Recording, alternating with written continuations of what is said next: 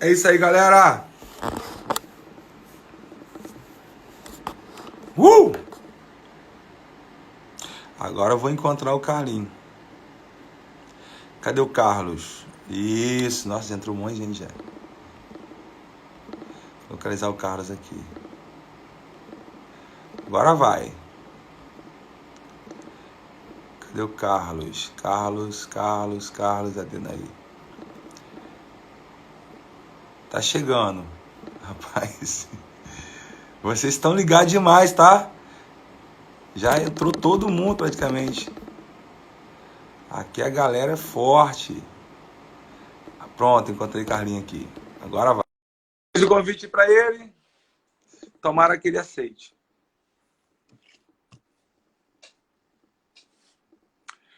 Bom dia, amigo. E aí, mano? Bom dia, tudo jóia? Cara, essa internet começou a dar ruim aqui. Falei, como que eu vou fazer? E aí, cara? Pessoal esperando. Ô, Carlos, tem muitos amigos aqui, muitos irmãos. Aliás, eu conheço muitas pessoas que estão aqui. E é muito legal isso. A nossa live ela também é feita de pessoas que a gente tem uma aproximação.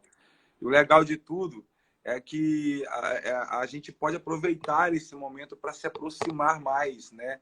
Não é uma distância entre o cantor É, e quem ouve um cantor. Eu acho que é a oportunidade de o cantor ser colocado de lado e o ser humano Anderson, o ser humano Carlos, o ser humano Novelopre, o ser humano Denise, Lucílio, Stefano de Moraes, que é o grande homem de Deus, Eliana, o Flaviano, esse é o ser humano agora sentado, sabe? E que benção. Que bom ter você com a gente. Como é que você tá? bem, graças a Deus, bom dia a todos. O Áureo tá aí, né? Gente boa, essa raríssima. Ele acha que ele é bonito, cara. Vai. Quem falou isso pra ele? Em Cristo, né? Em Cristo ele é Ó, bonito. mas e aí, como é que você tá? Fala. Bem, graças a Deus, estamos caminhando bem aí nesse tempo. Um tempo novo para todos nós, né? Um momento novo. E vamos aí contando com a graça de Deus, sempre. Quero mandar um abraço pro Ricardo, lá do Projeto Ah, que Semear. legal. Gente boa demais que está nos acompanhando aqui. Um abração Ricardo, pro valeu, Ricardo. Ricardo. Mas é isso aí, mano. Conflitos religiosos. Interessante, Carlos. Eu não tenho medo e não tenho preocupação de falar disso com pessoas que não são pessoas que vão deixar dúvidas no coração das pessoas. O problema é quando esse assunto ele é tratado de uma forma com má intenções. As pessoas às vezes querem falar disso para gerar dúvida. E numa discussão, num debate interessante que aquele que acha que ganhou o debate, ele também não consegue ficar bem, porque ele acha que deveria ter sido melhor. E aquele que acha que perdeu quer uma nova Aham. chance para debater. E você mesmo um dia, provavelmente, Auri, já participaram de debates e vocês podem falar melhor que isso. Não é legal. Isso só eleva a vaidade do ser humano. Acho que o mais importante que um debate é estudar de fato a Bíblia, o cristianismo, trazer a essência de Cristo para o povo. E isso aí não deixa dúvida. Isso faz a pessoa dormir bem, caminhar bem. É ou não é? O problema do debate é que você não gera um crescimento, gera uma competição. E a competição no reino não é boa, né? Não é bacana uma competição dentro do reino. E eu já participei de alguns debates, e houve uma época que eu amava esse negócio de debater e de. Uh, e vai gerando essa soberba no nosso coração e você quer humilhar o outro, né? E ninguém cresce com isso. Ninguém cresce com isso. É bom quando a gente senta e aí a gente sabe que estamos sentados aos pés de Jesus e todos nós somos discípulos dele. E aí vamos crescer juntos, né? Porque podemos ter opiniões diferentes, mas acima das nossas pequenas opiniões está o grande reino de Deus. E a gente não pode impedir o avanço de algo grande com algo tão pequenininho que são as minhas opiniões, as minhas preferências, a minha forma de ver. E de repente eu posso te ajudar, e de repente eu sou ajudado por você a entender melhor um texto. E aí a gente acha assim, não, eu conheço, nesse tempo de rede social, né, você percebe muita gente preocupada em debater, em falar mal do outro. Isso não gera crescimento. Ô, Carlinhos, O que gera crescimento é quando a gente senta que junto, lindo, né? cara, que lindo. É como identificar um Reino Unido hoje no mundo totalmente dividido, porque eu entendo que em Cristo Jesus a gente tem a chance de viver o Reino Unido. E antes dele o reino era dividido, literalmente dividido. Como eu venço? Agora uma pergunta minha antes da gente entrar, olha que já entrou já nos conflitos religiosos. Como identificar no Reino Unido? Como identificar o Reino Unido aonde o que mais falam é reino dividido? Como que as pessoas fazem para identificar o Reino Unido, sendo que a internet está lotado de polêmica, vira e mexe a um escândalo novo, uma situação que dividiu. Como o camarada vai encontrar o Reino Unido num sistema que às vezes é literalmente dividido? Como, cara? Eu queria saber disso. Me perdoa se eu comecei aqui dessa forma. Não, essa é uma pergunta muito boa, né? Do seu lado aí tem um cara que fala muito sobre reino, que é o Áureo. E eu gosto de ouvir o Áureo falando sobre o reino, porque ele tem uma visão de reino assim muito bacana. E ele conseguiu implantar na igreja dele essa visão de reino, onde a diversidade não atrapalha o crescimento, o andamento desse reino. Eu posso discordar do estilo de música de alguém, mas eu sei que as prioridades do reino estão acima das minhas necessidades. Como é que eu vou identificar, então, um reino unido? Quando as prioridades do reino estiverem acima das minhas Uau. preferências. Quando aquilo que o reino apresenta, naquilo que é o reino, porque a minha igreja, as minhas preferências não é o reino de Deus. O reino de Deus é muito maior do que isso. Então, quando as prioridades do reino, e qual é a prioridade do reino? O perdido. Aquele camarada que está sem Deus.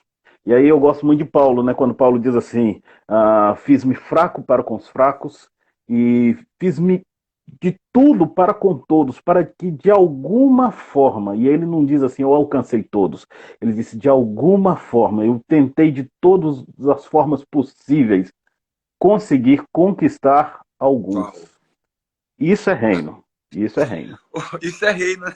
Depois eu vou pedir até o Prolo. Isso Vou é até reino. pedir o Prolo dar uma palhinha aqui logo. E aí, mano, como é que você... Eu queria perguntar para ele. Pergunta então para ele, Carlos. O que fez o coração dele ser direcionado a essa essência, a ser um cristocêntrico, sem excluir pessoas e sem bater em sistema. Fala alguém. Pergunta para ele, vai lá. Bom dia, Áureo. Tudo Bom jóia? dia, Carlos. Bom dia, o pessoal, os irmãos amados aí que estão acompanhando a gente. Bom dia para vocês. Bom, eu conheço o Áureo há muito tempo, né? E acompanhei o início do ministério dele, acompanho até hoje, né? Dentro do possível. Mas fala pra gente aí, Áureo, porque você conseguiu entender essa essência do reino, né? De forma brilhante, né? Deus lhe deu essa capacidade de entender essa essência do reino. E fala pra gente aí como é que você conseguiu conduzir a sua igreja, né? E como você conseguiu, com a graça de Deus, entender essa questão do reino acima dos desejos e das vontades individuais das pessoas. Carlos, uma palavra sensacional que deu start foi exatamente aquela que Jesus falou para os discípulos quando ele apontou para o templo e falou assim, olha, eu vou destruir isso tudo e vou reconstruir em 3 dias. Eles olharam para o edifício de pedra, para o templo construído, mas Jesus estava falando de algo muito maior, espiritual, sobrenatural, muito acima daquilo. E ali, naquele período, o dilema deles era exatamente porque Jesus falava de um reino a realidade que eles viviam era o Império Romano, a religião judaica, e eles tinham muita dificuldade para compreender acerca de que reino é esse que Jesus falava. Então, por isso que alguns olhavam para Jesus e o viam como um rebelde, um cara que queria derrubar o Império Romano. Por isso, a grande dificuldade em entender quando Jesus Cristo fala do reino dele, que hoje a gente sabe que é o reino que se baseia no amor a Deus sobre todas as coisas e ao próximo, que, consequentemente, é o reino pautado na simplicidade e no serviço. Esse serviço é exatamente a expansão desse reino. Então, quando a gente consegue compreender essa dimensão, a gente, ao invés de gastar nossa energia nos conflitos religiosos, ao invés de eu me gastar com o Anderson porque eu penso A e ele pensa B, nós vamos nos unir em torno daquilo que é maior do que o que eu penso e o que ele pensa. Nós vamos focar no elo que nos une e não naquele que nos divide. Então, se eu estou dividido dele pelo meu pensamento eclesiástico e litúrgico, nós estamos unidos pela mente de Cristo, que é a expansão do reino dele, o reino que transforma realidades e circunstâncias, o reino que alcança o perdido. Então, ao invés de nos dividirmos pelo pensamento que se baseia nos conflitos religiosos, nós vamos nos unir no pensamento de Jesus Cristo, que é aquele que expande o reino, transforma realidades e muda a vida das pessoas perdidas, porque essa é a essência. Então, enquanto a gente não conseguir compreender essa dimensão, a gente vai se prender como os discípulos estavam presos, olhando para as pedras. Jesus falando da humanidade e eles imaginando que Jesus estava se referindo àquele edifício construído ali. Obrigado, mano. Ô, Carlinhos, poxa, que lindo, né, cara? Que legal. E o Áureo realmente tem isso. Eu encontrei um camarada um dia doidão, cara doidão. E aí, pode crer, cara, e tal. Falei, rapaz, o camarada não traria em qualquer igreja, não, cara. Eu falei, rapaz, esse camarada é do loucão. Olha só meu pensamento, cara. É o que acontece, né? Pô, pode crer, cara. E aí, mano? Aí, no final das contas, eu bati um papo com ele, que ele gostava de mim. Pô, antigamente tu quebrava pra caramba, cara. Aí, cara loucão mesmo, cara todo estranhaço, assim, vamos falar religiosamente, falando. O cara não tem nada a ver com o crente se olhasse pra ele. Rapaz, de repente, camarada, eu falo bem assim, pô, vou na minha igreja visitar a gente lá. Ele falou, eu tenho um culto na minha, cara. Eu tenho um compromisso lá. Aí eu falei, como assim? Não, cara, tô firme lá, meu. Tô firme na parada lá. Tô ligado lá, no bagulho. Aí eu falei, onde você é? Da igreja do Áureo, pô. O cara me abraçou. Ele, ó, tá surgindo um lance dentro de mim que é uma sede. Eu não sei explicar. Eu só sei que eu tô vendo Jesus na vida dele antes. Tô compromissado lá, tô pegado lá. Ore por mim, que eu oro por você. Valeu, paz! Aí foi. Então é isso, cara. Isso é o reino, né? Isso é o reino, porque a gente acha que Jesus veio para famílias, famílias perfeitas e pessoas perfeitas. Tem um livro que eu gosto muito dele que é Igreja, Proibida a Entrada de Pessoas Perfeitas. E realmente, na igreja não tem como entrar pessoas perfeitas. Jesus pegou os piores, né? Ele pega um Judas e coloca como tesoureiro. E o Judas, segundo João, era o cara que roubava o dinheiro. E Jesus sabia. Jesus, sendo Deus, podia tomar o dinheiro dele lá e colocar na mão de uma outra pessoa. Tinha Mateus, que também era coletor de impostos, né? E que tinha capacidade de administrar o dinheiro. Mas Jesus deixa ali com Judas, porque Jesus não faz acepção de pessoas que nós fazemos hoje, né? E eu acho que esse é um dos grandes problemas que impede o crescimento do reino, é porque a gente seleciona grupos. Não, a minha igreja tem que entrar o camarada que tem essa e essa característica. O cara tatuado, o cara de piercing, o cara... Não, esse aí não pode porque ele traz no corpo as marcas do pecado. E todos nós levamos no nosso corpo as marcas do pecado. Caramba. Tremendo. Cara, aí que tá, né? Aí você me sacudiu agora. Porque Jesus conhecia Judas. E ele não fez aquilo. Sim. E ele simplesmente deixava Judas seu tesoureiro. Por conhecer. E nós, que não conhecemos o próximo? A gente impede, né? Porque, assim, conflito religioso a gente vai sempre cair em algo polêmico. Por exemplo, a questão da ceia, que todos nós acreditamos que é um meio de graça. E quando a pessoa peca, a primeira coisa que a gente faz é excluí-lo da ceia. Já que é um meio de graça e quem precisa da ceia é o pecador, e o mais interessante é que Jesus não toma ceia. Ele não toma, ele pega e dá aos discípulos, mas ele não toma. E aí ele diz assim: eu vou tomar desse fruto da vide com vocês lá no meu reino. Quando vocês forem perfeitos, aí todos nós vamos tomar juntos. Mas agora não. Porque a ceia é meio de graça aqui na terra. E a ceia é para pecadores. E imagina Jesus entregando o pão para Judas, dizendo assim: isso é meu corpo que foi dado por você, cara. Você.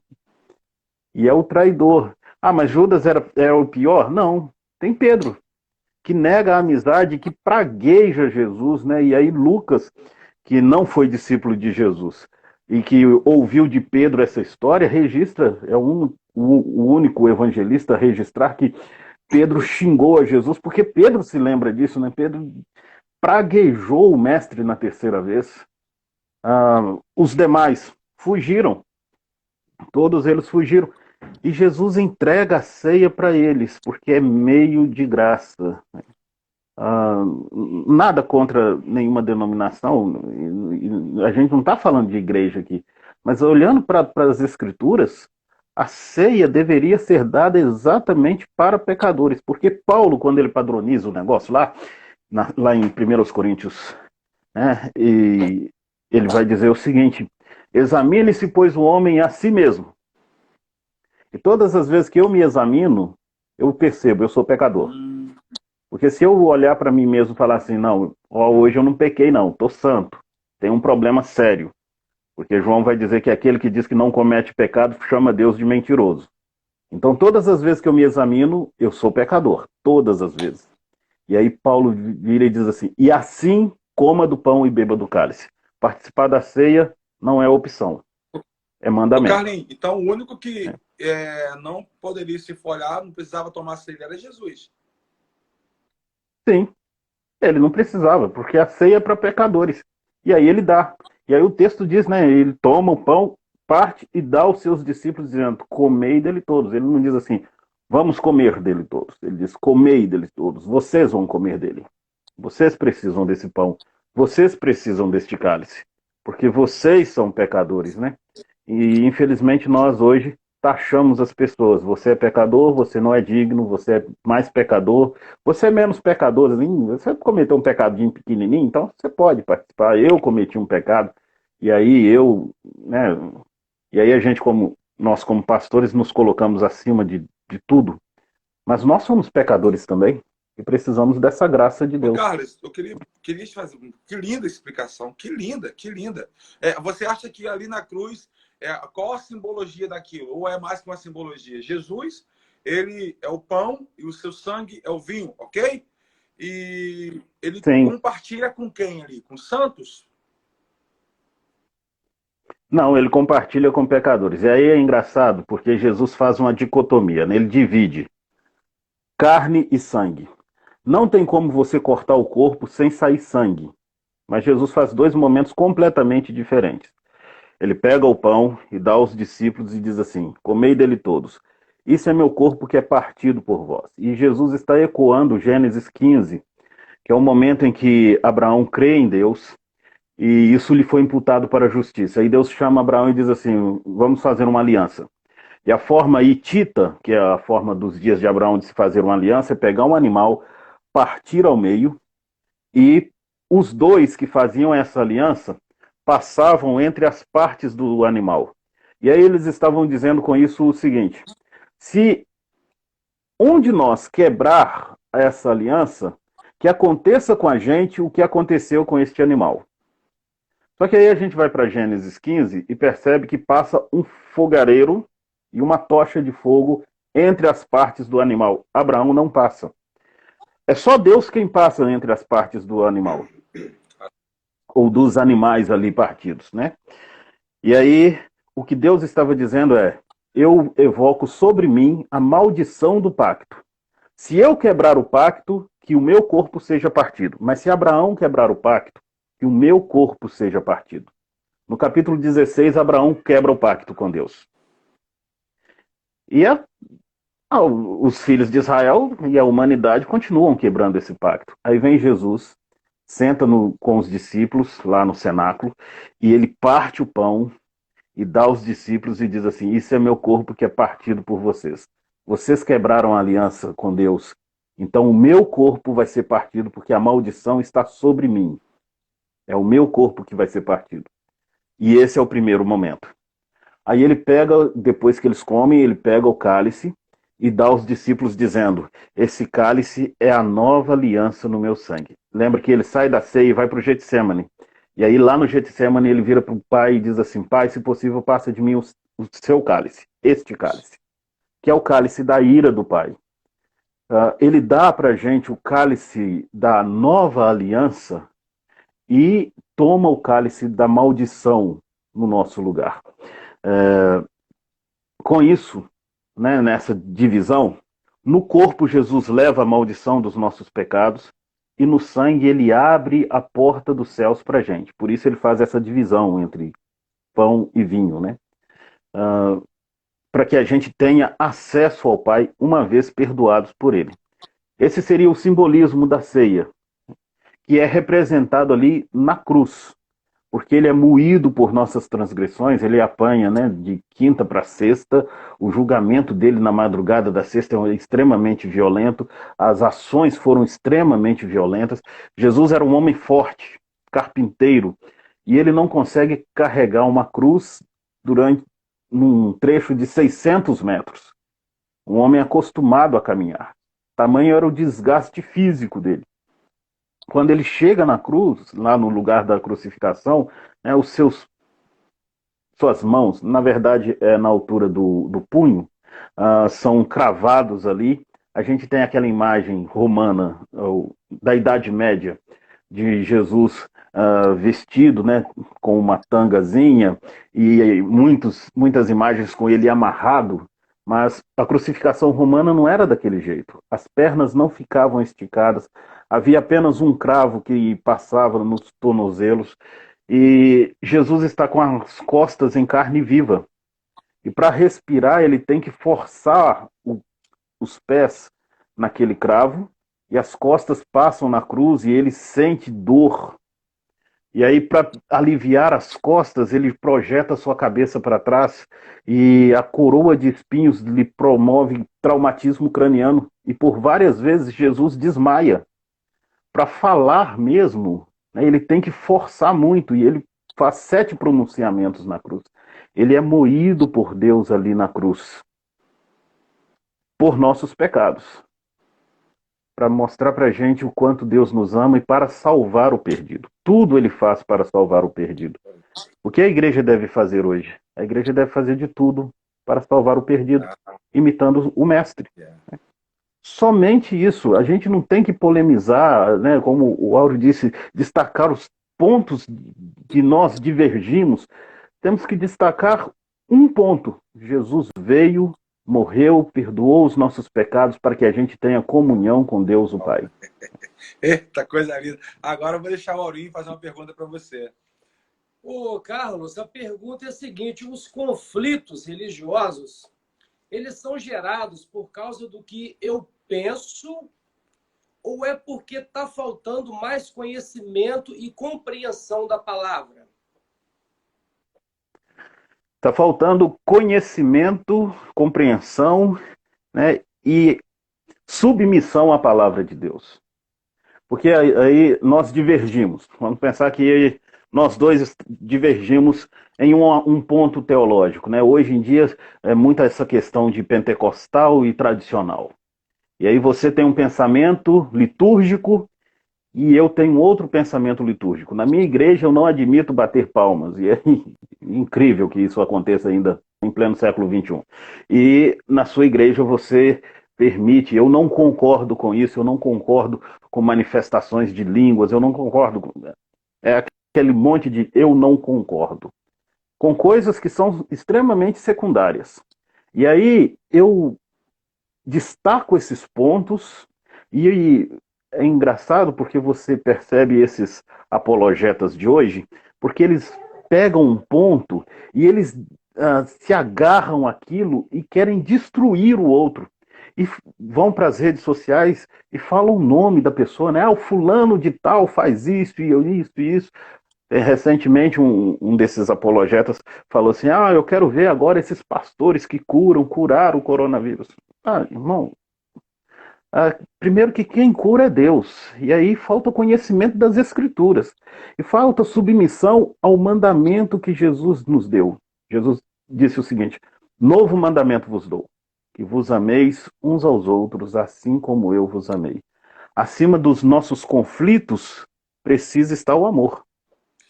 E eu posso discordar de você, mas acima da nossa de discordar, eu preciso amar você. Porque o mundo vai conhecer Jesus através da nossa demonstração de amor, não é através da minha defesa das Escrituras. Porque eu não preciso defender Deus. Quem sou eu para defender Deus, né? Porque às vezes a gente quer ser o advogado de Deus. E Ele é o nosso advogado. Nós não somos advogados dele, nós não temos que defendê-lo dos ataques, como se ele fosse alguém completamente incapaz de fazer qualquer coisa. Ele é o Todo-Poderoso. E o Salmo 2 vai mostrar isso, né? Quando as nações se juntam contra ele, Davi vai dizer assim: ri-se aquele que se assenta no trono, o Senhor zomba deles. Então o que eu devo fazer é compreender as Escrituras e segui-la, amar. Ah, o meu irmão está no erro? Eu posso chegar perto dele e conversar com ele. Hoje eu vejo muitos jovens acusando e maltratando pastores mais velhos, né, mais experientes. Ah, porque o pastor está errado, e como se o cara tivesse errado em tudo. Eu devo respeitar o meu pastor, eu devo respeitar a liderança da minha igreja. Ah, eu não concordo com ele. Chega para ele e conversa com ele. Mas e se o posicionamento dele for esse? Não saia da igreja. Você não tem que sair da igreja. Você tem que se submeter. Eu discordo biblicamente de determinada coisa. Então não faça aquilo. Não faça aquilo. Mas respeite a sua denominação, respeite a sua igreja, respeite a sua liderança, porque não existe autoridade, diz as Escrituras, que não foi instituída por Deus. E o pastor da sua igreja foi instituído por Deus. Errado ou certo, ele foi instituído por Deus e eu devo respeitá-lo. E eu acho que falta essa compreensão das Escrituras. Ô Carlos, você acha que é isso que Paulo estava falando no final de 1 Coríntios 12, para entrar no 13, que é, ele vai colocar língua estranha, todo mundo tem esse dom, de intérprete, dom de doutor, de profecia, todo mundo tem. Cara, nem todo mundo tem. Mas ele vai mostrar um caminho que vai fazer...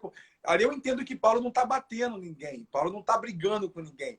Paulo está falando, cara, isso, se vocês não tiverem amor, vocês vão bater cabeça. Se vocês não tiverem amor, vocês nunca vão ter contentamento em nada disso. E ele vai para o 1 Coríntios 13, não é isso? E aí ele mostra que a gente pode viver em unidade. Por mesmo não concordando com tudo que o Áureo pensa, o Áureo não precisa concordar, igual você falou. Mas se tem o amor, a gente consegue passar por cima disso tudo. Agora, se não tiver o amor, tudo isso vira uma bagaça da nossa vida. Estou errado ou essa foi a intenção de Paulo também? Essa é a intenção de Paulo ali. Tanto que ele apresenta os dons, eu acho muito interessante, né? Porque a igreja de Corinto era uma igreja que tinha essas manifestações de dons. Era uma igreja extremamente complicada, como as nossas. A igreja de Corinto não era uma igreja diferente da minha, da sua, do Áureo. Era uma igreja normal. Uma igreja que tem conflitos, que tem problemas. E que Deus chama de igreja dele, né? Porque a igreja é do Senhor. E aí Paulo fala sobre essas manifestações de dons. E aí ele fala de línguas, profecias, dom de mestres. Ele diz assim, isso tudo deve cooperar para a unidade. Mas o que vai unir isso tudo? Aí ele começa. Eu passo a mostrar-vos um caminho sobremodo excelente. Ainda eu posso falar a língua dos anjos e dos homens, ele não diz que fala, mas é uma hipérbole de Paulo, que ele usa muito. Eu posso, ainda que eu falasse a língua dos homens e dos anjos, se não tiver amor, nada disso vai me aproveitar. E aí ele diz algo muito interessante, porque nós precisamos dos dons aqui na Terra. Nós precisamos de línguas, profecias, precisamos de todos os dons. E eu acredito na contemporaneidade de todos os dons, por algumas razões. Apesar de ser presbiteriano, eu acredito na contemporaneidade dos dons. Mas Paulo vai dizer assim, os dons, todos eles vão passar, todos eles vão acabar. Porque lá no céu... Eu te conheço, eu te conheço. Claro também. Vai. Mas lá no céu, eu não vou precisar de profecia, eu não vou precisar de línguas, eu não vou precisar, né, de nenhum dos dons. A única coisa que vai permanecer é o amor. E aí Paulo vai dizer assim, eu não vou precisar nem de fé, nem de esperança. A única coisa que eu vou precisar é do amor. Né? Porque o amor, eu preciso dele aqui, nesse momento, e na volta de Jesus eu vou precisar de amor. Depois que Jesus voltar, a gente vai viver a essência do amor. Então, a gente precisa desenvolver esse amor nesse período, nesse tempo. Eu posso discordar de você, mas o amor precisa estar acima de tudo. Ô, Carlinhos, então, por exemplo, vou subir ao monte para orar em secreto com Deus, em um grupo lá, talvez, ou no quarto, tá? Porque vem a questão, não vamos falar de campanha, mas vem a questão do grupo que tem um propósito, mais bonito propósito. Orar por um propósito, vou subir ao monte. Então, o que você está dizendo para mim que então, o mais importante também é subir ao monte, então, para pedir, Jesus, me ajuda a amar. Se for em secreto, no quarto, é o mais importante que falar, porque algumas pessoas querem, Jesus, me ajuda, qual é o meu ministério? Você não acha que isso é pesado demais? A pessoa ela anda muito curvada, porque eu quero um dom, eu quero ser útil. Você acha que o sentimento de utilidade não traz o significado, mas o sentimento de significado, ele está acima da utilidade, cara, porque eu não vejo o amor como algo útil, muito mais que ele é muito mais que útil, porque o que é útil hoje, amanhã não tem mais utilidade para o homem desse jeito.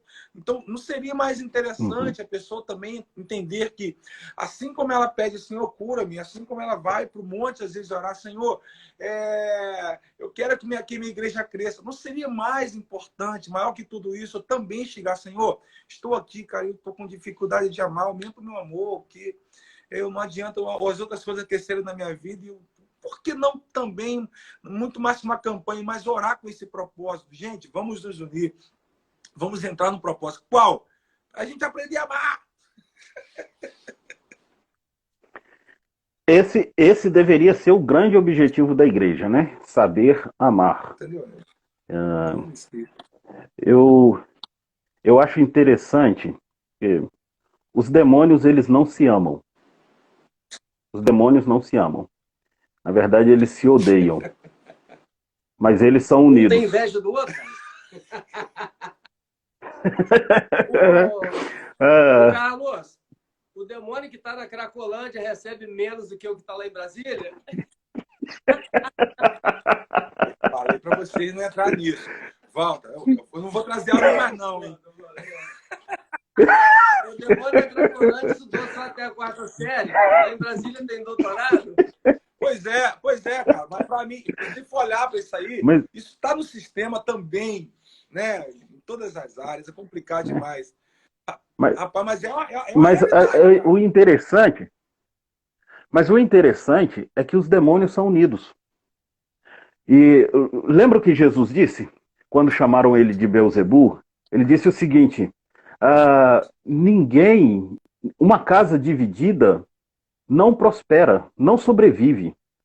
E ele diz assim, se Satanás expele Satanás, Satanás não vai subsistir, né? Ah, não tem como os demônios estarem divididos, apesar deles não se amarem. E olha só a diferença.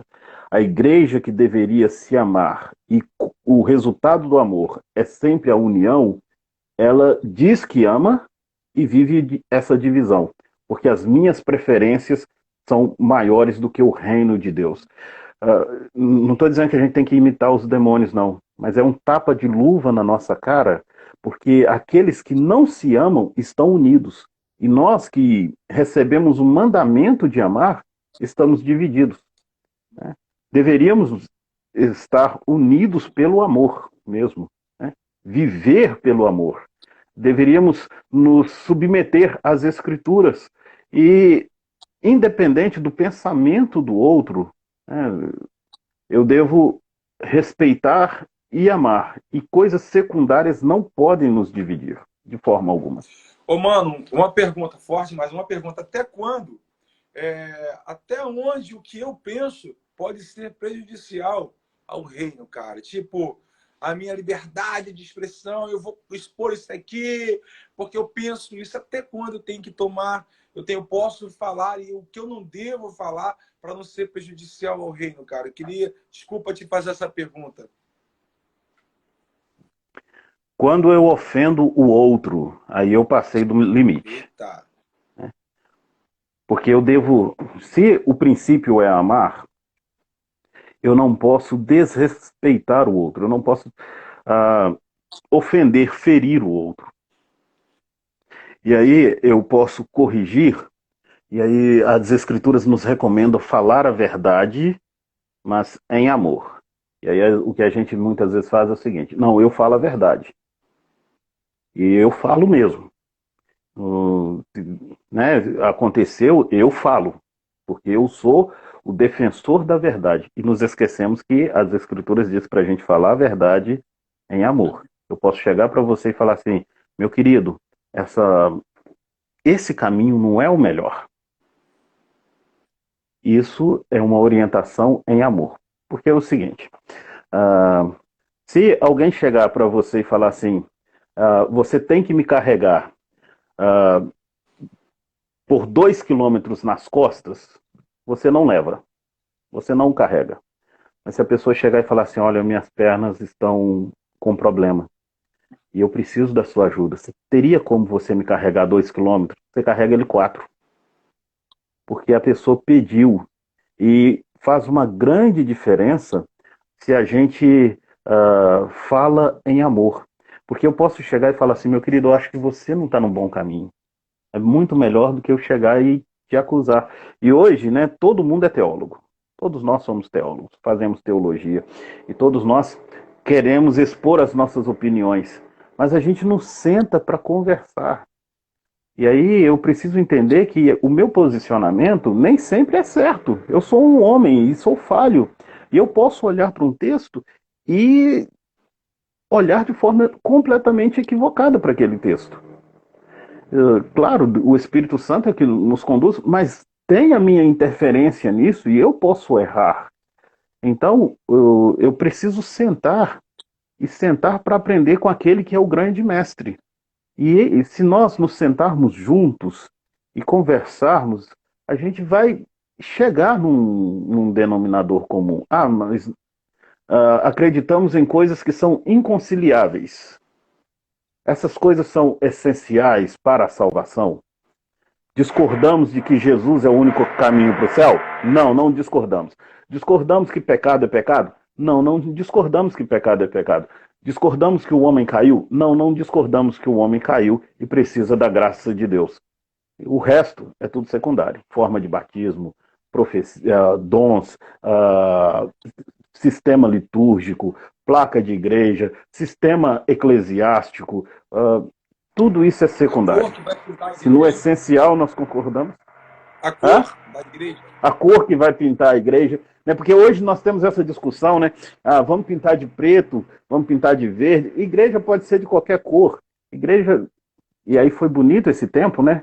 Porque os templos ficaram fechados, mas a igreja funcionou. E nós precisamos manter a igreja aberta agora com a abertura dos templos. A gente precisa manter a igreja funcionando. A igreja precisa continuar existindo e influenciando o mundo. E aí, uma coisa que a gente precisa entender é que o mundo nunca mais vai ser o mesmo. Depois do coronavírus, o mundo não é mais o mesmo. Muita coisa vai mudar. E a igreja precisa estar preparada para ser uma nova igreja no novo mundo com uma velha mensagem. Mas uma nova igreja no novo mundo. A igreja estava, então, deixando de cultuar o Senhor por causa de coisinhas tão pequenas, uma cor. A igreja estava entendendo que a cor era muito mais importante que o evangelho de Cristo, que a essência, que o amor. Essa cor me atrapalhou. Significa... Ele não está falando para a cor, está falando para Deus. Deus, eu me importo muito mais com essa cor, ou preto, ou branco, ou azul, do que o Senhor. E automaticamente ele está falando isso. Tá? Ô, Carlinho, quais são os fatores que mais causam conflitos religiosos hoje? Quais são os fatores que mais causam conflitos religiosos hoje? Aí depois eu não vou deixar só uma pergunta. Responde e também fala para nós, sua hora também tem a liberdade de falar, como a gente vencer e como a gente fazer uma varredura disso tudo em nós. Não no outro, em nós. Vai lá. Eu acho que os dois são os fatores que causam grande conflito religioso hoje. Sistema litúrgico, e aí eu discordo do seu sistema litúrgico, e aí por sistema litúrgico eu estou me referindo à questão de músicas, porque existe muita crítica, né? E você tem canais no YouTube que analisam músicas de cantores evangélicos, só que eu analiso sempre de acordo com a minha perspectiva. Né? A análise é de acordo com a minha perspectiva. E aí eu analiso a música do fulano de tal lá e de acordo com a minha perspectiva. E aí eu critico e digo assim, e dou nota, né? Essa música pode cantar na igreja, essa música não pode cantar na igreja. Claro que tem algumas músicas que precisavam melhorar um pouco a teologia, mas eu tenho muita dificuldade com isso, porque eu já fui assim, eu já fui crítico assim.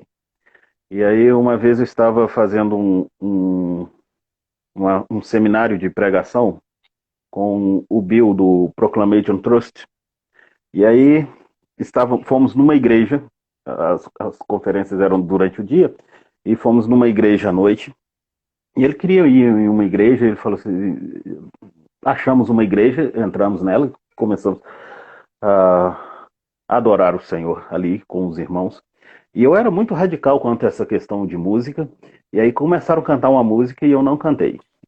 E ele não falava muito português, e ele começou a tentar balbuciar a letra da música, e eu tinha com a gente um colega que começou a traduzir a letra para ele, e ele começou a cantar em inglês a música, tentando, ele não conhecia, mas ele estava tentando, e eu radicalmente assim, contra aquela letra, falei assim, nossa, letra antibíblica, que é isso? E ali no culto, eu virei para ele e falei assim, rapaz, você está cantando essa letra, você está entendendo o que você está cantando? Aí ele virou para mim e disse o seguinte, não existe letra de música que diminua a glória de Deus. E aqui eu estou para adorar a Deus com os meus irmãos. Que isso, hein? Caramba. Foi um soco no estômago. Caramba. E eu aprendi naquele momento que muitas vezes a gente deixa coisas secundárias, né? A letra da música atrapalhar. E aí eu saio do culto. Porque a letra da música é mais importante para mim do que a cruz de Cristo. A letra da música é mais importante do que Deus. E aí eu critico o sistema litúrgico. A outra questão é a teologia, né? E aí essa briga eterna entre arminianos e calvinistas. E a gente coloca Armínio e Calvino como a porta dos céus. Se você não crê na predestinação, então você não entra no céu. Se você crê na predestinação, então você não entra nos céus. E aí a gente briga por conta disso. E prega-se isso. E prega-se mais Calvino e Armínio, Pelágio, Agostinho. Aí você pode escolher, né, qualquer um desses expoentes aí desses dois polos. Prega mais isso do que o próprio Jesus. E aí eu acho interessante porque Jesus nunca falou de predestinação. Ele falou de graça. Uau. E ele veio trazer graça. Eu não estou dizendo que predestinação não exista, né? Mas isso é muito secundário. Não é predestinação que vai se fazer. Crer na predestinação não vai te fazer entrar no céu ou não. E eu não tenho que brigar por conta disso. Aí você perguntou, o que fazer para fugir desses conflitos, né? E aí depois eu quero ouvir o Áureo também falando sobre isso. Mas, na minha visão, o que eu devo fazer é entender que essas coisas são muito pequenas. E que a missão que Deus nos deu é grande demais para a gente deixar que uma pedrinha tão pequenininha nos impeça de caminhar. O caminho que Deus nos dá é um caminho tão grande, né? É algo tão glorioso poder levar a mensagem de salvação e espalhar essa mensagem para que eu deixe que a cor da igreja, a música que canta numa determinada igreja, o movimento que tem numa determinada igreja, a minha concepção soteriológica atrapalhe a caminhada. E aí a gente se divide, né? Porque eu não gosto do fulano lá, porque ele prega mais não sei o quê. Tá, eu tenho os meus pregadores, aqueles que eu prefiro ouvir, e eu escuto aqueles que eu prefiro ouvir. Discordo de alguns? Discordo de muita gente, sei que tem muita gente que discorda do que eu falo também. Mas acima de tudo, eu preciso amar. Porque quem sou eu para dizer que o fulano, porque prega determinada coisa, não vai para o céu, e o fulano vai para o céu? Tá. Eu não posso definir essas coisas. Tá.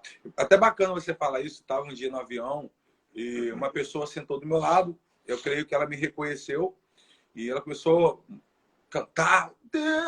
É bacana quando alguém que canta senta do seu lado e não fala, oi, você é mas não fala, mas começa.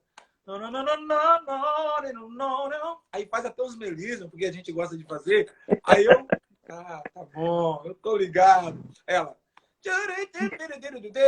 aí ela foi, escuta só, essa pessoa foi e cantou uma canção secular, cara. Uma canção bem loucona.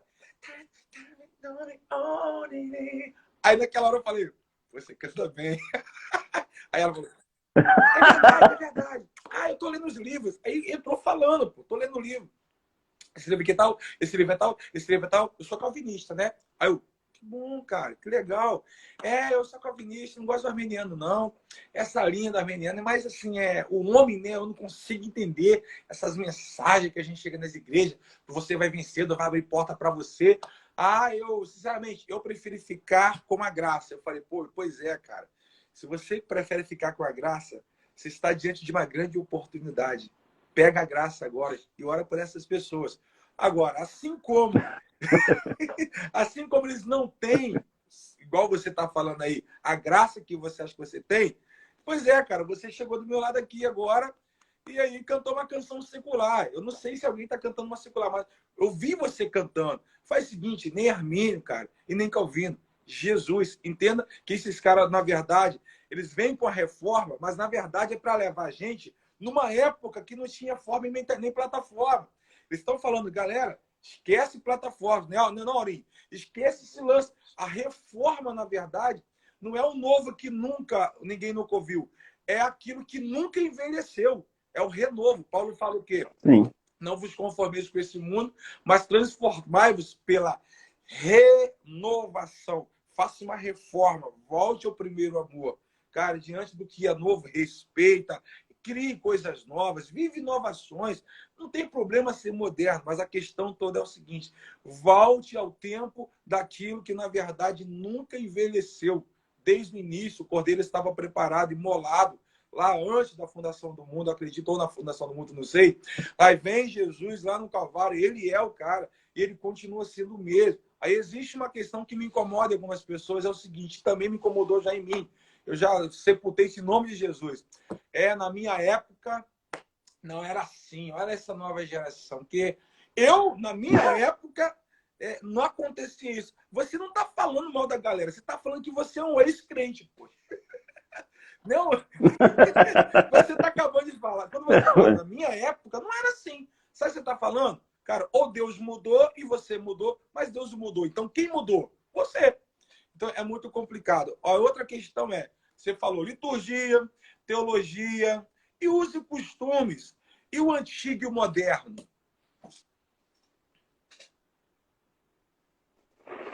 Não, o antigo e o moderno também é algo que divide muito, né? Assim, porque vamos pensar na nova forma de igreja, né? Ah, o church, né? O estilo church né? Que temos hoje, que são igrejas com uma iluminação, a igreja com a cor preta. E aí fala-se muito disso, né? A igreja não pode ter iluminação, cor preta e tal. Vivemos numa era digital. Vivemos numa era digital. E essas igrejas, esse modelo de igreja, é um modelo de igreja que está preocupado com aquele que está ali, presencial. Né? Vamos tirar esse tempo de distanciamento social, porque esse modelo de igreja já existia há um bom tempo, né? Mas ele está preocupado com aquele que está ali, mas geralmente são igrejas que transmitem os seus cultos e transmitem numa qualidade melhor por causa da iluminação, da cor preta, do fundo preto. Então eles valorizam aquele que está ali e valoriza aquele que está longe na transmissão do culto. Ao invés da gente olhar para a cor preta, para a parede preta, por que a gente não olha para o objetivo daquela parede ser preta? O fato de levar o evangelho a pessoas que estão distantes. E aí esse tipo de igreja, vamos pensar numa igreja aqui em Cachoeiro que alcança um camarada lá na Itália. Coisa que a minha igreja, que é local e que não faz transmissão do culto, não alcança. Então, louvado seja o nome de Jesus, porque essa igreja é uma igreja que passou dos limites geográficos. Então toda igreja tem que ser assim? Não, nem toda igreja tem que ser assim. Eu preciso descobrir qual é a missão da minha igreja. A minha igreja está no bairro União e a outra em Cachoeirinha. Eu preciso entender que a minha igreja do bairro União é uma igreja que vai alcançar o bairro. E louvado seja Jesus se a gente conseguir alcançar as pessoas do bairro. A minha igreja de Cachoeirinha é uma igreja de interior, bem interior mesmo.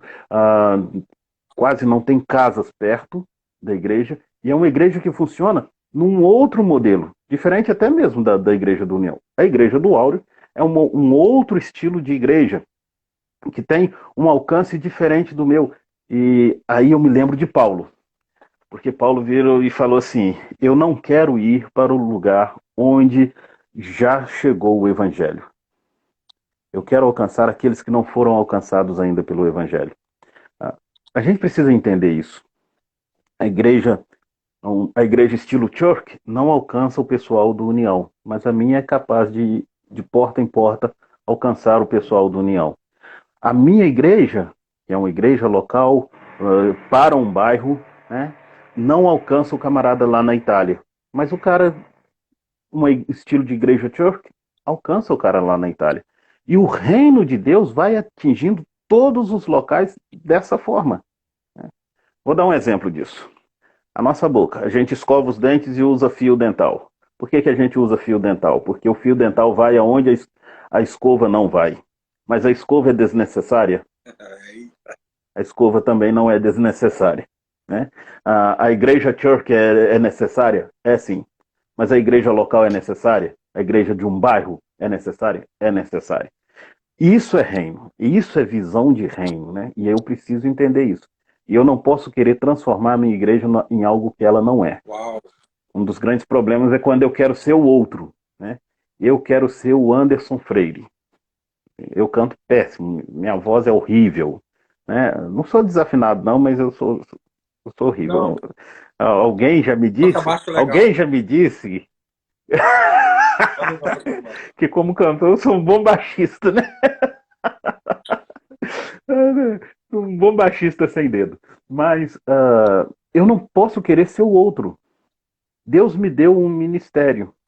E o que eu devo fazer, né? Aí tem aquele peso. Eu não sei qual é o meu ministério. Meu querido, faça aquilo aonde você está. Não queira ir para um outro lugar, não. Faça onde você está. Você está num grande centro? Deus te colocou ali. É a sua grande missão, cara. Viva ali. Viva ali para a glória de Deus. Deus me colocou numa roça. Viva ali para a glória de Deus. Deus me colocou num bairro. Viva ali para a glória de Deus. Não queira estar num lugar onde Deus não te colocou. Se Deus te colocou num determinado lugar, é para você viver ali para a glória do nome dele. Que legal, que especial. Ou também tem um cara que fala, eu não quero ser outro, mas eu quero que todos sejam como eu, a minha igreja é certa. Também é complicadíssimo. Esse é um outro grande defeito, né? Me diz uma coisa, cara, impressionante. Eu vou te falar um negócio aqui agora. Eu ia te fazer uma pergunta, não acredito que você fez isso. Eu ia te fazer uma pergunta. Tô falando sério, isso nunca aconteceu, não é todo dia, não. E essa pergunta estava aqui, só que eu ia falar como é que eu vou organizar isso. Você acredita que Aurim me trouxe 1 Coríntios 3, 4, 9? Rapaz, e é a pergunta que eu ia te fazer. Aliás, depois eu quero que você me fale sobre esse detalhe, cara. Você tinha a igreja de Cristo, que o povo falava, eu sou de Cristo. Eu sou de Paulo, eu sou de Apolo, eu sou de Pedro. Então são 4 linhas aqui, ok? Concorda? Confere? Sim. Por que Paulo não me responde? Não fala a igreja de Cristo, não fala Cristo dá o crescimento. Ele fala Deus dá o crescimento. Você acha que se ele falasse Cristo dá o crescimento, quando ele responde, aproveita para misturar tudo aí e responde de uma vez só. Você acha que ele falasse Cristo? Eu acho muita inteligência e sabedoria. Você acha que as pessoas de Cristo, que era o povo de Cristo, ia também se sentirem deusados e se sentir os caras?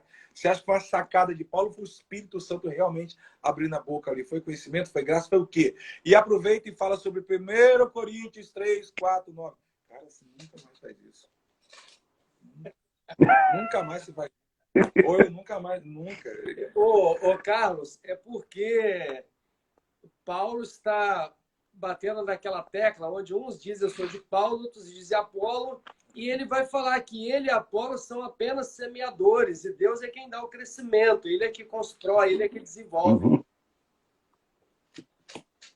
Nunca mais. Não. Eu acho interessante, né? Porque Paulo não é contra os grupos.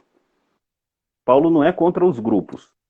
Paulo é contra o efeito que esse grupo está fazendo dentro da igreja. Paulo não tem problema em alguém preferir Apolo, alguém preferir Pedro, alguém o preferir, porque a gente tem isso, né? Você tá tem o cantor que você prefere, a música que você prefere, isso não é problema, isso não é pecado. O grande problema é quando isso vira uma barreira na nossa vida. E aí Paulo vem nessa pegada dizendo assim, olha, tem grupos entre vocês, mas eu sou apenas um instrumento, o Pedro é apenas um instrumento, o Apolo é apenas um instrumento, e aí ele coloca Cristo também como um instrumento, porque é Deus, o Pai, quem dá o crescimento. Então, as nossas formas, Carlos, desculpe te cortar, as nossas formas litúrgicas, teológicas, elas podem ser também apenas instrumentos? Sim, são apenas instrumentos que são necessários. Por que essa divisão de igrejas, né? Você quer que acabe todas as igrejas e vire uma igreja só? Não, não quero. Porque tem a Dona Maria lá que gosta do reteté. A Dona Maria gosta do fogo. De fogo. E tem uma igreja para ela. E é errado isso? Não, não é errado isso. Louvado seja Jesus, porque ela vai encontrar Jesus ali, no reteté. Tem o João, que gosta de uma igreja que só canta hino e só tem órgão. E tem a igreja para ele. Tem o Antônio, que gosta de misturar um hino, gosta dos cânticos. E tem a igreja para ele. Tem um camarada lá que usa tatuagem, cabelo grande, piercing. E tem uma igreja que o acolhe e que fala na linguagem dele. É só um instrumento para falar, para comunicar na linguagem da pessoa. Nada mais do que isso. E a gente precisa entender a igreja como isso. Nós somos instrumentos nas mãos de Deus para falar na linguagem daquela pessoa. E aí leve o evangelho na linguagem daquela pessoa, porque é Deus quem vai fazer a obra, né? É Deus quem vai dar o Ô, crescimento. Carlinhos, você está falando que... eu percebi um negócio ali em Atos 2, e aí queria que você, Áureo, me ajudasse. Eu vi que o Espírito Santo, ele não obrigou aquelas pessoas a entrarem na língua, a entrarem no contexto da casa cheia do poder de Deus. Eu percebi que o Espírito Santo foi na cultura de cada um. Se fosse da minha forma, eu ia querer que eles entendessem. Só que eles, na verdade, aceitaram, 3.000 pessoas aceitaram Jesus. E eu percebi que o Espírito Santo, ele falava, né, na língua de cada um. Isso significa o respeito à cultura, não quebrar cultura para salvar vidas? Ou isso significa respeitar a cultura, não mexer com a cultura e deixar que o Espírito Santo faz a obra? E nós só precisamos fazer o que Pedro fez, que é pregar a palavra de Deus com amor? Porque eu vi o Espírito Santo respeitando a cultura. Ou eu ouvi errado? Não, o Espírito Santo respeita a cultura mesmo. Você olha para a Bíblia e você percebe isso, né? Vamos pensar no Novo Testamento. Você tem logo de cara 4 evangelhos. 3 deles contam a mesma história, para públicos diferentes. Eu vou dar um exemplo que é a genealogia de Jesus. Mateus começa com a genealogia de Jesus e ele começa dizendo assim: livro da genealogia de Jesus Cristo, filho de Davi, filho de Abraão. E Mateus vai seguir uma genealogia de Jesus como alguém que é um judeu, puro sangue. Filho de Abraão, descendente de Abraão, filho de Davi, o rei Davi. E ele é o herdeiro do trono, porque Mateus está escrevendo para judeus. Aí vem Lucas falando sobre a genealogia de Jesus no capítulo 3 do seu evangelho. E ele começa com Jesus, ele faz a ordem inversa de Mateus. E ele começa com Jesus e ele vai subindo, e ele passa por Davi, passa por Abraão e ele vai embora.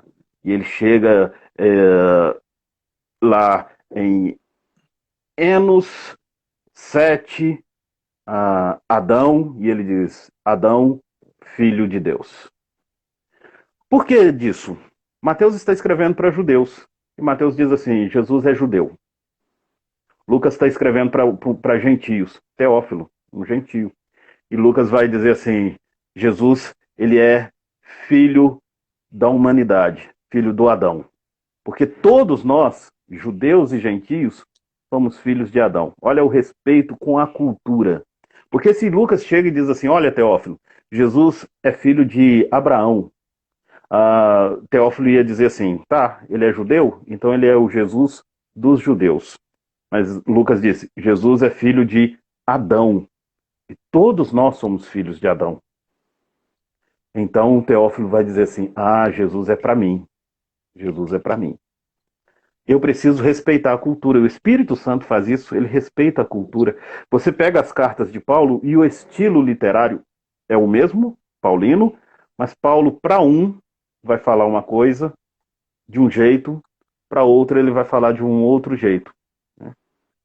Para uma determinada pessoa, para uma determinada igreja, ele ressalta os erros. Corinto, né? A primeira carta aos Coríntios, Paulo ressalta os erros dessa igreja e evidencia os erros dessa igreja. A igreja de Filipos, né? Em sua carta aos Filipenses, existiam erros ali, mas Paulo não ressalta os erros, porque ele sabe que o pessoal de Corinto é capaz de suportar a palavra dele. O pessoal de Filipos não. O pessoal de Filipos, apesar dos erros, precisam ver um Paulo alegre. Por isso ele evidencia a alegria, não os erros da igreja. Um Espírito Santo que respeita a cultura. E nós precisamos respeitar a cultura também. Né? É algo assim extremamente natural. Eu preciso respeitar isso. Né? Preciso respeitar a cultura da Dona Maria. E aí eu falo com os meus alunos o seguinte: nunca fale grego e hebraico no púlpito. Porque toda igreja tem a Dona Maria, que não sabe, que mal sabe falar português. E ela não tem que ouvir grego e hebraico, ela não tem que entender esse negócio. Tá, você que quer saber grego e hebraico, usa isso lá na sua mesa. para você entender melhor o texto, e traga o texto da forma mais simples possível, respeitando aquelas pessoas que estão ali, porque o evangelho não é para te mostrar, é para mostrar Cristo, e a pessoa entender Cristo. Exatamente isso que o Espírito Santo faz ali em Atos. Ele faz com que as pessoas ouçam cada um. Pedro está pregando em aramaico e cada um está ouvindo na língua nativa dele. E aí isso é espantoso.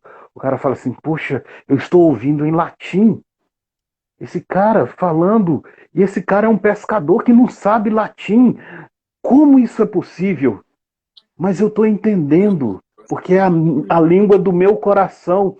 E o Espírito vai falar sempre a linguagem do coração da pessoa, para alcançar o coração dessa pessoa. E exatamente porque o Espírito falou a linguagem do coração, 3.000 se converteram. Porque o coração é que precisa ser tocado.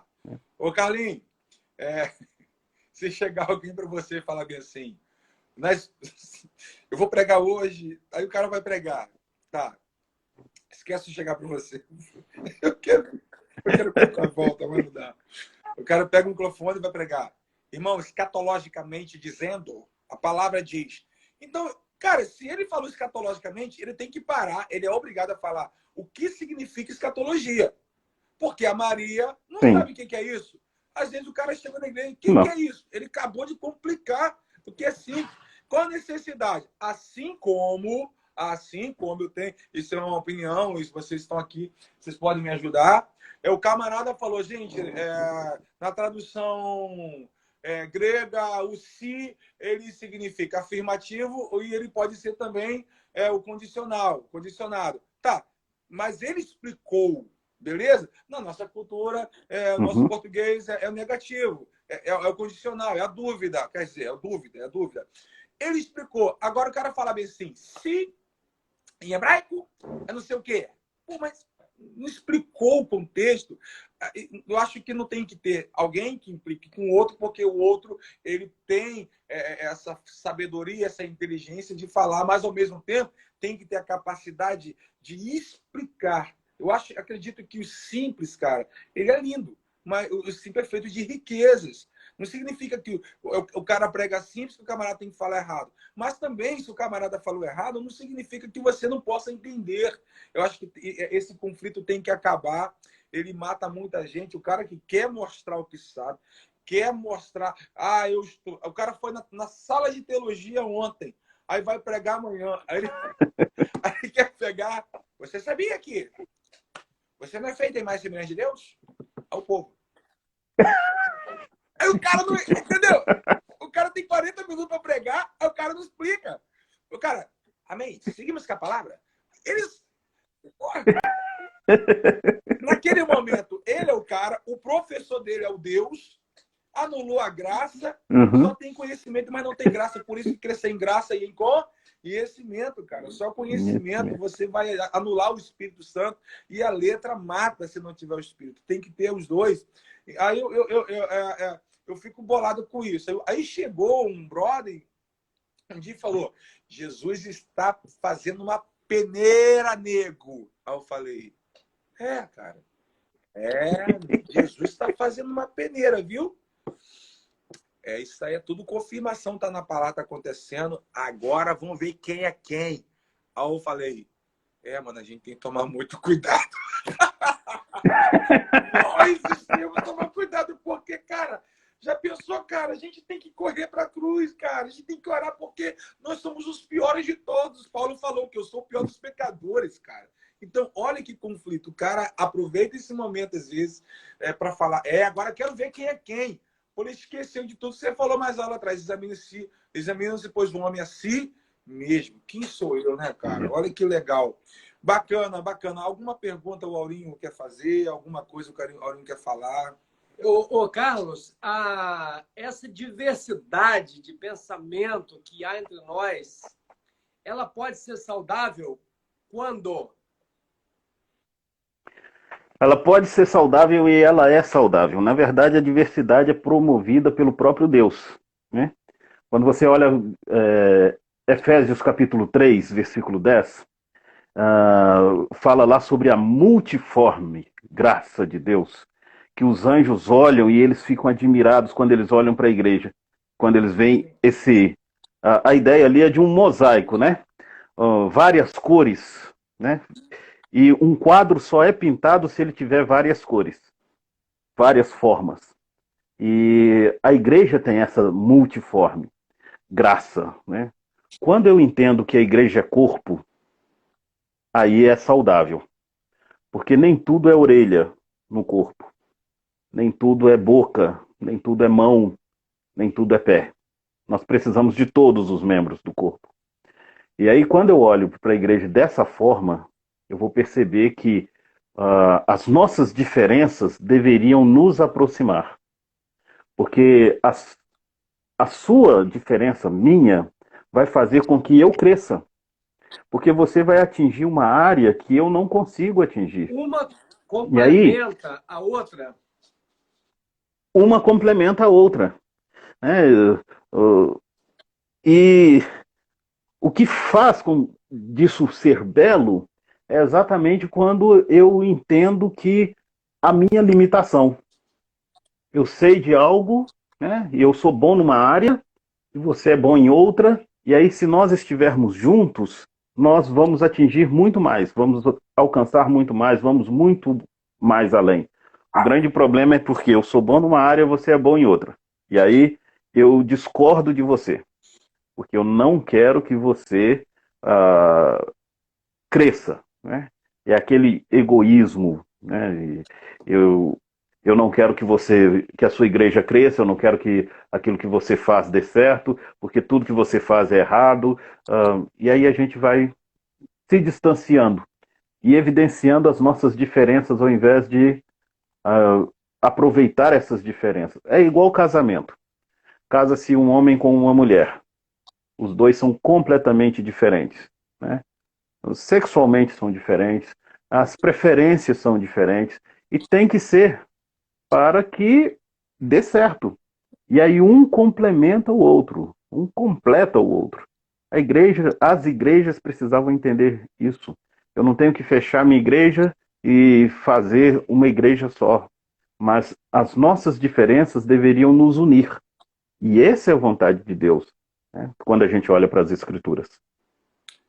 Tá bom, obrigado, amigo. A gente vai ter. Rapaz, que live maravilhosa. Que live maravilhosa. Posso falar? Live como essa ainda não vivi. Glória a Deus, pastor Carlos. Que Deus abençoe também, poxa, todos os pastores que estão assistindo. O meu pastor Marcos Klein, gente boa demais, né, mano? Muito gente boa. Nossa, Deus. A gente está vivendo um tempo bom de conhecimento, né? Estou me aproximando dele. A gente está se aproximando, graças a Deus, e por uma situação aqui em nossa cidade. E tenho conhecido e tenho gostado muito dele. Amém. Que Jesus o abençoe. Amém. O Áureo também, gente fina demais. Tantos amigos aqui em Cachoeiro. Gente, a minha cidade, ela é repleta. Eu não tenho, eu não tenho, eu não dou asas à minha carne para falar. Poxa, esse pastor tal, tá faltando isso. Ao contrário, eu agradeço a Deus pelos pastores da minha cidade. São pessoas acessíveis. A gente pode tomar um café numa roda de amigos, a gente pode tomar um café no ponto de ônibus, a gente pode se encontrar numa beira-rio, trocar ideia, a gente tromba um com o outro para orar junto, para chorar, para falar das nossas fraquezas também para quem a gente confia. E isso tem sido algo, eu aprendi isso, sabe? Eu respeito, eu admiro pessoas como Augusto Nicodemos, que em breve, se Deus quiser, não vou falar mais nada, deixa no ar. Deixa no ar. Eu admiro o Renan de Mello, eu admiro muito pessoas. Não vou falar mais. João Duda. Tem muitos pastores que eu admiro demais. E pessoas, sabe, que eu não conheci só com a Bíblia na mão. Eu conheci com a vida deles, sabe, diante de mim, com atitudes. Assim, eu amo, eu respeito demais e admiro. Assim como aqui na minha casa, na minha cidade, onde eu moro, aqui convivo, eu sou testemunho de homens de Deus, Áureo com uma igreja maravilhosa, meu pastor Marcos Klein com uma pegada de leão e alma de cordeiro, sabe? fantástica, assim como o pastor Carlos Adenaí, sabe, onde na sala ele é um teólogo, mas ao mesmo tempo as pessoas encontram nele um amigo também ali na sala, e na rua é gente como a gente. Eu aprendi com vocês também, com os meus amigos, que não é o quanto você se torna igual a Deus através da santidade, mas é entender que Deus, ele se torna homem, ele se faz humano para nos ensinar a humanidade. Não é você construindo mais uma torre de Babel. Vai se confundir, cara. Entende que o Espírito Santo desceu para trazer uma linguagem simples, o amor. É isso aí. Eu louvo a Deus pela vida do Aurim. Eu louvo a Deus pela sua vida. Obrigado por tudo. Que live maravilhosa. Amém. Vou deixar ela gravada. Eu queria fazer um rapidinho com vocês. Não escrevi nada. Responda apenas com uma frase ou duas frases. Defina para mim casa de Maquir em Lodebar. Rápido. Era um tempo de trabalho. Era um tempo em que Mefibosete passou ali. E ele não sabia, mas Deus estava o preparando para aquilo que viria. E muitas vezes Deus nos leva para a casa de Maquir, em Lodebar, para nos preparar para algo que vem. Então, casa de Maquir pode ser uma igrejinha em Lodebar, que também prepara Mefibosete para participar de uma igreja em Jerusalém. Olha aí, né? Uhum. Entendi. Agora, Aurim, por favor. Por que Davi não chama Saúl de ungido, mas o ungido? Porque reconhece nele, naquele momento, a autoridade constituída por Deus. Então, para Davi, Saúl não era mais um entre tantos. Era especificamente o rei instituído naquele tempo. Que é isso? Eu não tenho mais perguntas, não. Agora, define reino com uma frase que o Áureo usa todos os dias. Fala. Eu ou ele? O Áureo. Fala você, porque você admira, eu sei disso. Reino. Fala. Você ouviu ele falar? Rápido. Se gaguejar, vou parar lá. Ô, Carlos, vamos fazer uma proposta para ele da gente fazer uma outra só sobre reino. Só sobre reino. Só de reino. Vamos então, na próxima? Vamos fazer uma só sobre reino. Então, vamos deixar Apocalipse para depois. Pode ser? Pode ser, ué. Pode repetir a de reino amanhã, o que acha? Top. Amanhã mesmo horário, sobre reino, fechou? E o Apocalipse a gente trabalha no outro dia, a gente pega um dia bacana. Aí você se prepara aí, porque eu sei que você não estuda.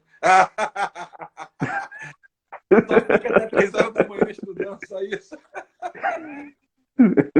Carlinhos, brincadeira. Mas vamos falar sobre reino amanhã, poxa. Mais uma dessa. Top. Que vai ser muito legal. O que é que vocês acham aí, galera? Reino amanhã? Bora? Show! Amanhã, reino. Às 9h20, Carlos Adenaí, Aurinho aqui. E vamos conversar sobre reino. E aí a gente pergunta para o Áureo que o reino é a especialidade dele aí, ó. Não, vai ser muito especial. Vai ser muito legal. Vamos finalizar esse momento com uma oração. Queria pedir... Um dos dois, fique super à vontade aí, vocês orar aí. Tem muita gente pedindo oração em casa. E é muito bacana. Eu faço uma, você faz outra. E eu canto raridade. Joia. Senhor Deus, nós entregamos em tuas mãos as pessoas que estão assistindo a nossa live nesse momento. Pedimos a tua bênção, a direção do teu Espírito Santo, a compreensão da tua palavra, paciência, diálogo, respeito com as diferenças e diversidades. Coloque em nossa mente o pensamento de que maior é aquilo que nos une do que aquilo que nos separa. Abençoa a tua igreja brasileira, abençoa os pastores, abençoe aqueles que têm trabalhado pela expansão do reino do Senhor. Em nome de Jesus. Amém. Amém. Ó Deus, nós louvamos o teu nome por tua graça, o teu favor sobre a nossa vida. E queremos te pedir por nós e por cada um que participa dessa live nesse momento, que a graça do Senhor possa se derramar abundantemente. São corações que expõem os pedidos diante de ti, mas, sobretudo, ó Deus, dá-nos uma visão de reino, dá-nos uma visão de que o Senhor está acima de tudo e todos e que possamos buscar a tua glória, somente a tua glória. Opere isso em nós, ó Deus. Continue nos abençoando e guardando, no nome santo de Jesus. Amém. Amém. Obrigado, amigo. Um abraço. Fica com Deus. Falou, meu querido. Foi um prazer. Aprendemos Grande muito abraço. hoje nessa manhã com vocês. Acima de tudo, com o Espírito Santo. Um com os outros aqui. E você que está nessa live, nós aprendemos com você também. Tá bom? Cada momento que você compartilhou, entrou aqui, deixou sua palavra, você está nos ensinando. Tá bom? E compartilhar esse momento é aprender um com o outro. Deus abençoe. Isso é reino. Amanhã, gente, é reino 9h20 da manhã. Não consigo ir além do teu olhar.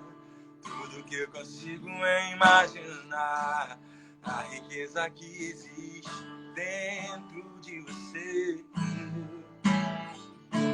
O ouro eu consigo só admirar, mas te olhando eu posso a Deus adorar. Sua alma é um bem que nunca envelhecerá. O pecado não consegue esconder a marca de Jesus que existe em você. O que você fez ou deixou de fazer não mudou o início, Deus escolheu você. Sua raridade não está naquilo que você possui ou sabe fazer.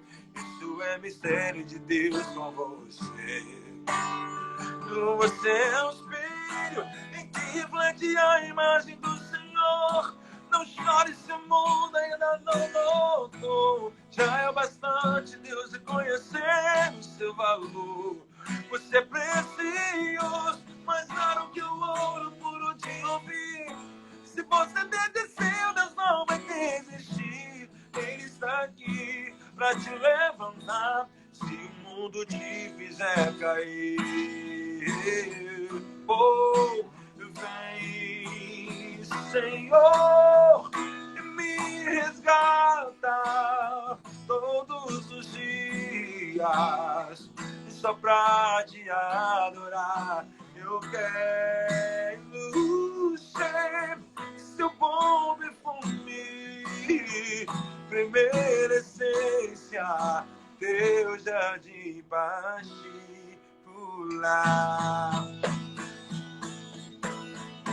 De que vale a força, a sabedoria, e se o meu alvo não está em ti?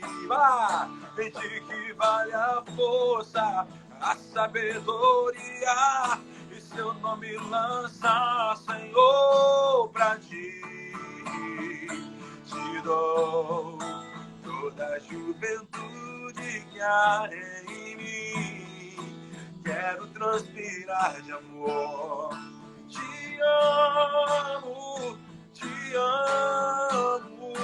com obras, com fé.